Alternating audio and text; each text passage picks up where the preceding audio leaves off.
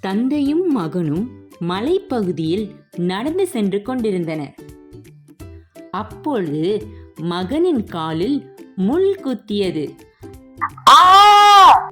என்று கத்தினான். என்ன வியப்பு!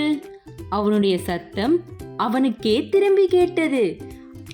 அவன் ஆவலுடன் யார் நீ என்று கேட்டான்.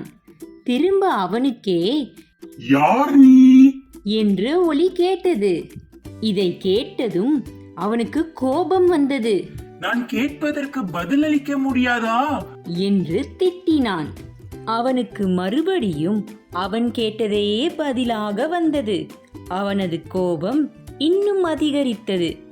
அப்பா சிரித்துக்கொண்டே, மகனே, கவனமாக கேள். இதை எல்லோரும் எதிரொலி என்று கூறுவர். நாம் சொல்வதையெல்லாம் அது திரும்ப எதிரொலிக்கும். அப்படியா அப்பா?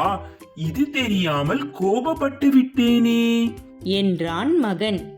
மலையை பார்த்து என்னை மன்னித்து விடு என்று கத்தினான். அவன் கூறியதே அவனுக்கு திரும்ப கேட்டது. இதை நாம் வாழ்க்கைக்கும் பொருத்திக் கொள்ளலாம். நீ பிறருக்கு நன்மை செய்தால் நன்மை திரும்ப கிடைக்கும், தீமை செய்தால் அதுவும் திரும்ப கிடைக்கும். நாம் எதை கொடுக்கிறோமோ அதையே நமக்கு திரும்ப கொடுக்கிறது என்றார் அப்பா. உன்னை எனக்கு மிகவும் பிடிக்கிறது என்று மலையை பார்த்து அவன் கத்தினான். உடனே மலையும் உன்னை எனக்கு மிகவும் பிடித்திருக்கிறது என்று பதிலளித்தது. மகிழ்ச்சியோடு அப்பாவை பார்த்து சிரித்தான். உங்களுக்கு எங்க வீடியோ பிடிச்சிருந்தா லைக், ஷேர், சப்ஸ்கிரைப் பண்ணுங்க. அடுத்த வீடியோல பார்ப்போம்.